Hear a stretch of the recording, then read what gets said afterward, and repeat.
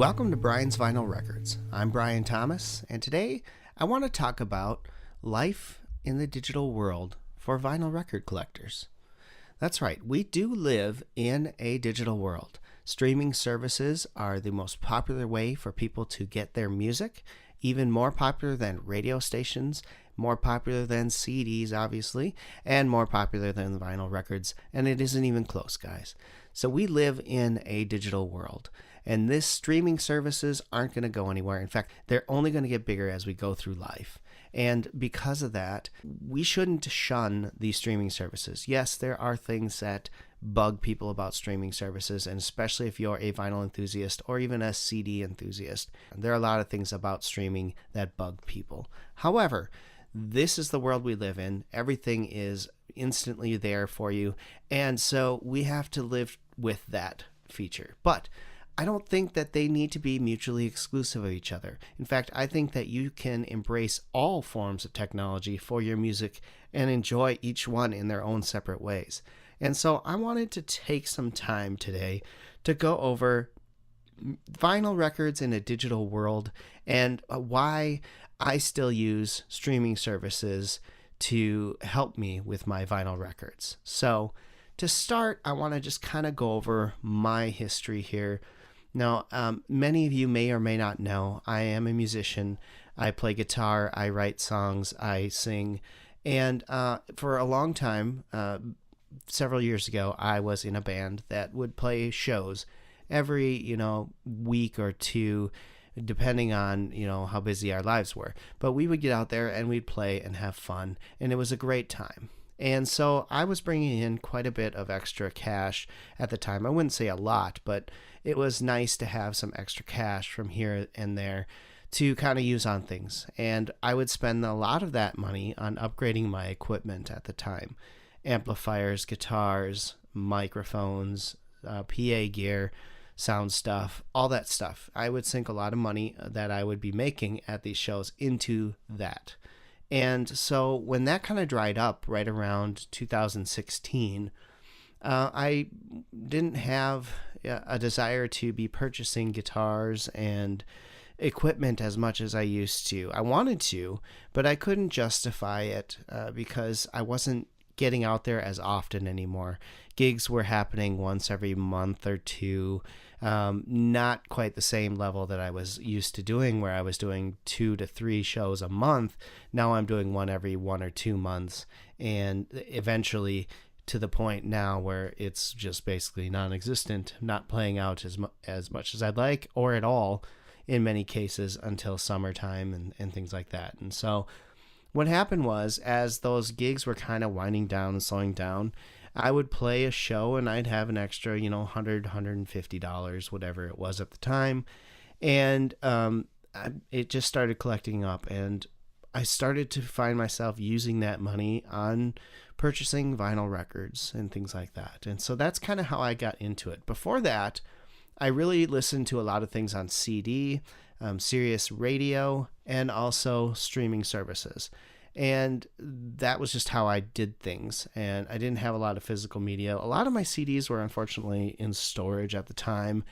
And my record collection was quite small compared to what I have now. I'm thinking like maybe 15 or 20 records at that point before I started going and finding records and spending money on records. So what happened was, a lot of times the gig money that I would bring in would go to buying new records. So that's kind of where I stand on things. Now, I have been a digital subscriber to Amazon's music service now for the last 3 years, and I really like it. There's a lot of good reasons why I like it. And streaming has a great place in society. It's a great way to get music to people. As a musician myself, it's the easiest and lowest cost way for me to get my music out to people who may want to hear it, right? It costs me next to nothing to put my music in an MP3 format and get it sent over to an iTunes or a Google Play or wherever you can buy digital music. It costs me next to nothing to do that, right? It costs me the cost of getting the service to send it over. And so that is a lot cheaper than me saying going out and buying 100 CDs, getting them printed, getting the packaging and all that stuff. That would cost me hundreds of dollars, where I can spend about $30 to $40 and have my music available online on all the different digital outlets. So cost-wise, it's a great way for musicians to get their music out there to the people. It's a great way for record companies to save money as well, because they don't have to, spend a ton of money creating the packaging. They basically have to come up with a cover art, and the cover art goes on the streaming service, and they don't have to get the booklets or the catalogs or any of that stuff. So it's a cheap way for them to also release their music. So a lot of times you will find in this age where an artist will release some music and they won't have a physical copy of it right away. They'll wait to see how it does, and if it starts taking off, they'll spend some money and put the digital, or they'll put the analog or physical copies out there for people to get. So in a sense, streaming is really good for artists and musicians because it's low cost and everything else. Badly for musicians is that you don't earn a whole lot off of it. Now, I have had music out there for several years, and I have earned next to $0 on any of my music, even though I can look at my play counts, and my play counts are not great. They're not Taylor Swift play counts, but I've had thousands of people listen to my music, yet I've not received much of anything at all monetarily from that. So there's good and bad for artists. The good, cheap way to get your music out there. If you're already well known, great. You're going to be able to do it. Look at Kip Moore, for example. He put out an acoustic album last year and only put it out digitally. It wasn't available on CD or anything else. It was only available digitally.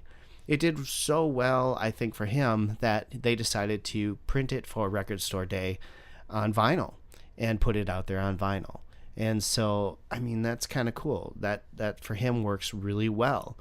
For me, the sad reality is it's the best and only way I'm going to get my music out there. Now, I do usually print up a bunch of CDs myself, so there'll be CDR copies, and I do all the packaging and everything else myself and put it all together. So if you're at a show and want a CD, I do have them and people can buy them. But again, I find more people are interested in the MP3 versions or streaming it on a Spotify service like that. So good and bad for both artists, the streaming service is, but that's how it is. It's easy to get your music to people with the digital services, much more easier than having to print a CD and try and sell it to someone.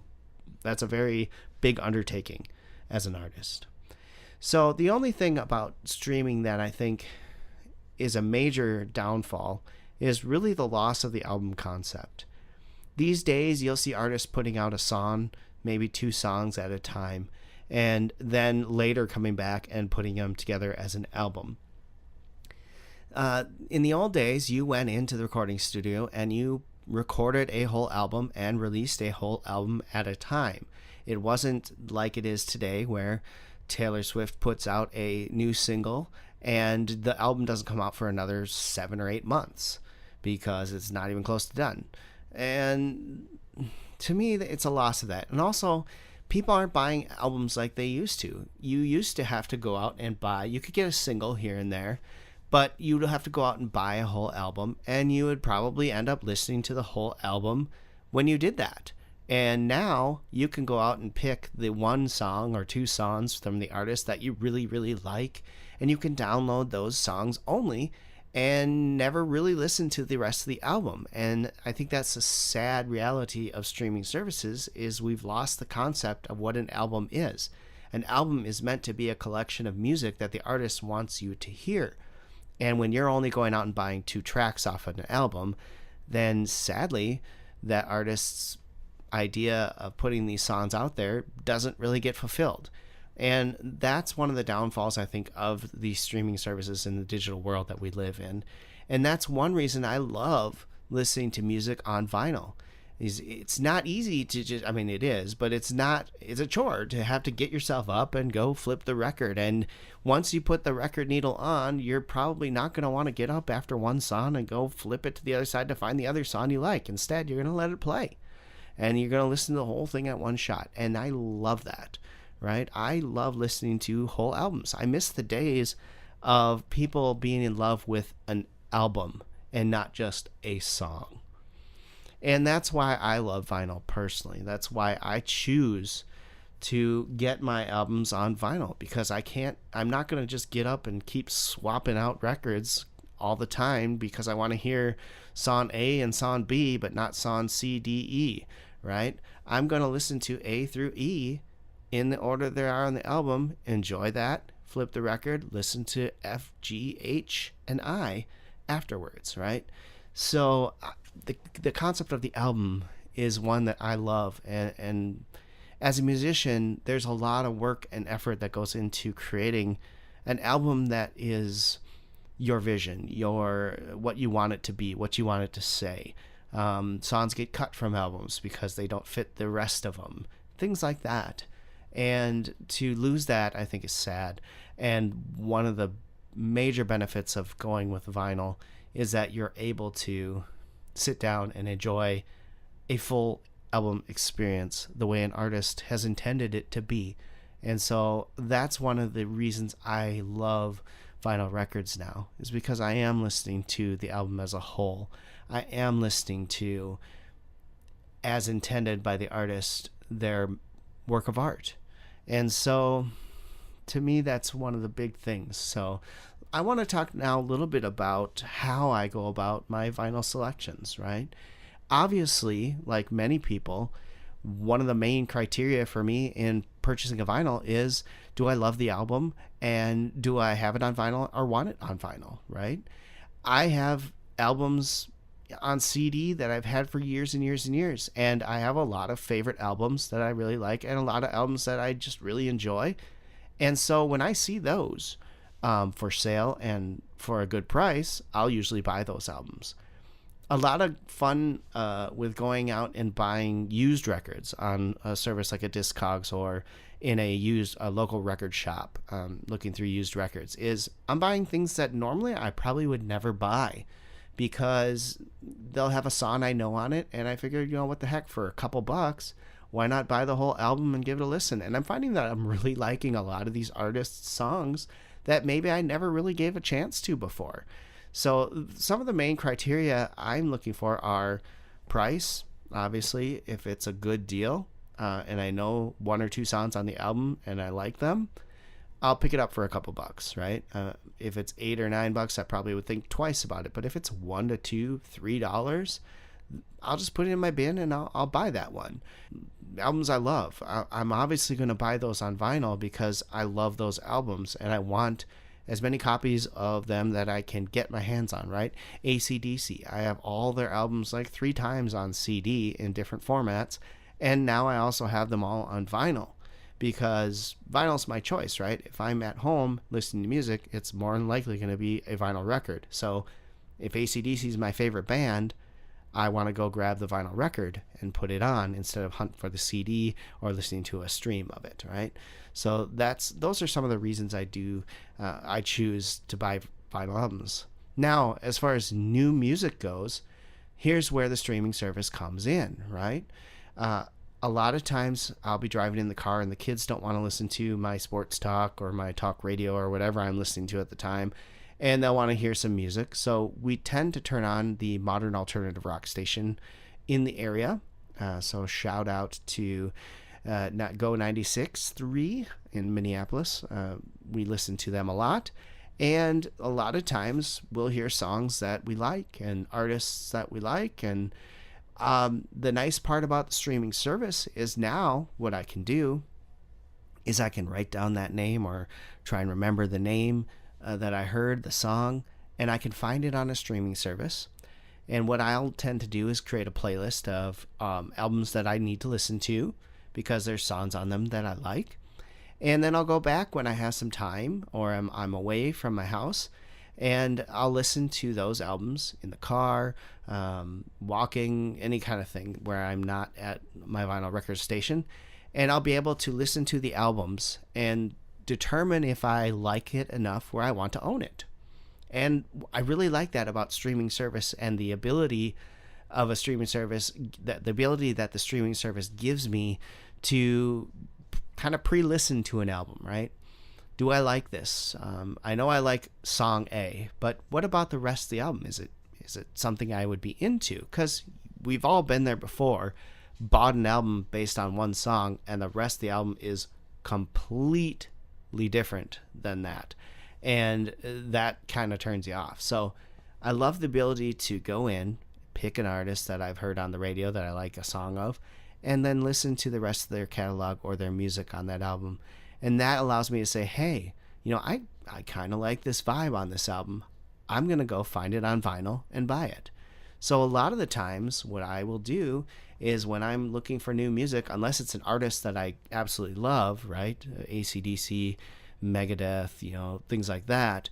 If it's an artist like that where I have to have all their catalog, I'll go buy that anyway. But if it's a newer artist, for case in point, the Revivalists are a modern alternative rock band that have been around for several years, but I'd never heard of before.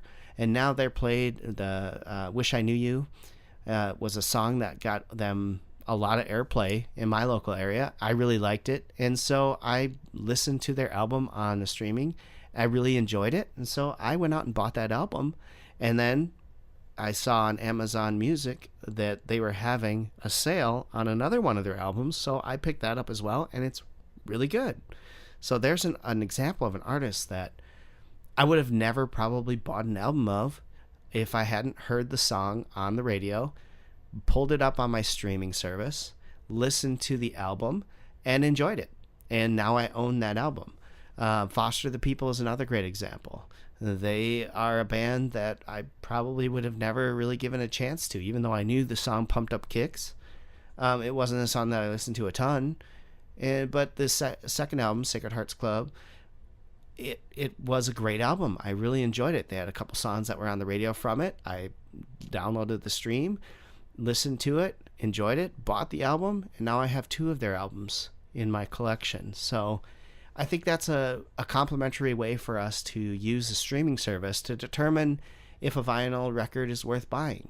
Other ways that I do it too, I'm involved in a bunch of vinyl record community pages on Facebook and on Instagram, things like that. And they'll post some things I've never heard of before. Things that maybe I'm interested in but never knew existed. And having the streaming service allows me now to go out, find a lot of those albums, and listen to them and determine if I want to seek out that record, right? Do I want a copy of Badlands featuring Jake E. Lee from the Ozzy Osbourne Band? Heck yeah, I do. But did I know that before? I didn't. I hadn't heard of Badlands before. I didn't know Jake E. Lee had this band. But it was posted on one of my vinyl groups, and people were raving about it. And now I know that I like it and I want it. Now, of course, that one costs a lot, so I'm unfortunately probably not going to get that one. But I know that I like it and I would love to have it, so I can keep an eye out for it now if it gets a reissue and see about that. So I do love the streaming services for that. Streaming is, I think, a good thing, right? I think it introduces people to music that maybe they weren't going to listen to before. Suggested artists pop up when you are part of these streaming services based on what you're listening to. It gives you an option to check into different things. What I love to do on my streaming services, I like to go into the new release section of the app and just kind of scroll through that and see if there's anything that catches my eye, pop it on my playlist to listen to later, and go and revisit that and kind of listen to new records. It's a great way to do it. I wouldn't be able to do that otherwise because I can't just go to a record store, grab a brand new album that looks cool, and place it on a turntable and decide, nah, I don't want that. I have to either buy it to listen to it, or I go to my streaming service and listen to it. So I think it's a very complimentary thing for vinyl enthusiasts to have is a streaming service that they can go to, listen to an album, determine if they want to buy it, and then buy it if they do. So I think that's cool. Now, a lot of the debate about streaming services is that it just doesn't sound as good. And you know what? On streaming services, to someone who can hear those things, it probably really doesn't sound that good. It's compressed. It's a compressed media. In order for you to be able to stream it, they have to shrink some of the stuff down, and you lose some of the quality of the music that way. It's just how it's going to be. But it's actually gotten so pretty good these days where you can get some great sounds on digital media. It will never equal what you can get from an analog source, from a vinyl source, or even a digital CD, which can house a lot more on it. Those two will always be superior, I believe, to streaming until data and size doesn't matter and we can have lossless streaming going on at high speeds and nobody cares. Until that happens, a vinyl record is going to sound warmer. You're going to hear much more of what the artist intended you to hear while listening to a vinyl record compared to a stream of the same song. You'll hear all the different instruments, all the different tones, everything that you're supposed to hear will be there on the vinyl or the digital CD when they won't be on the stream. But for just hanging out, throwing on your Echo or your Google Play device, it's a great thing to have. I like the streaming services. I enjoy the streaming services. And I think they complement vinyl record collecting quite well. I use them all the time to complement my collection, to determine what records I would like to include in my collection. That's how I do it. I love being able to revisit some old bands that I maybe didn't give so much love to back in the 90s when they first came out. And now I can go back, listen to them, and determine if, yeah, I was right not giving them love, or man, I really should have paid attention to these guys and, bought their albums back in the day, because now it's going to cost me a fortune, unfortunately, to buy them. But those are kind of things that I like to do. Also, there are albums that probably will never be re-released. You've heard me talk about it in my blogs. You've heard me talk about it online, on Facebook, everywhere. Motley Crue's 1994 album, I just don't think that's ever going to get re-released because I don't think Vince Neil and Nikki Sixx will allow it to happen, sadly. So I'm not going to be able to buy that on vinyl because I don't have $200 to $300 to spend on getting a copy. I don't think personally that I would ever want to spend that kind of money on a record unless somehow I became suddenly rich. And in that case, I would probably buy it. But I don't see that happening anytime soon. So I'm going to stick with the fact that I probably will not own the 1994 self-titled Motley Crue album featuring John Corabi on vocals anytime soon. And thus, I have my CD, but even better, I can pull it up anytime I want on my Amazon Music Unlimited app and listen to it and be happy because it's there. And so there's great things about streaming services. There's not so great things about streaming services, but I'm glad that we live in a world where it is an option for me as a vinyl enthusiast and vinyl lover, and especially a music lover, to have the option to go to a streaming service and listen to music when I'm on the go, not at home, or when I want to hear an album from an artist that I think I might like. So there you have it. That is my take on vinyl in a digital world and streaming services and how they complement each other. I hope that you enjoyed listening to this episode. I'd love to hear from you, your thoughts on this as well. Please don't hesitate. You can send me an email, briansvinylrecords@gmail.com. You can find me on Facebook. Just search for Brian's Vinyl Records. You can find me on Twitter, Brian's Vinyl Rec. You can find me on Instagram, Brian's Vinyl Records. I have a blog on Blogspot, briansvinylrecords.blogspot.com, and I also have a website, briansvinylrecords.com. You can find me and reach me on any of those outlets. I'll be happy to talk music with you, vinyl with you, anything that you want.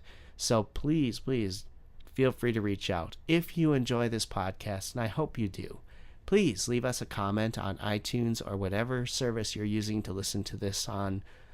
Let them know that you like the show. Give us a 5-star review or a 4-star if you think we're doing pretty good but not great. So I hope you enjoyed the show. Leave us a review. Leave us a comment. Hit me up on the social medias. I'm always here. I love talking music. Thank you for listening, and until next time, keep spinning vinyl, friends.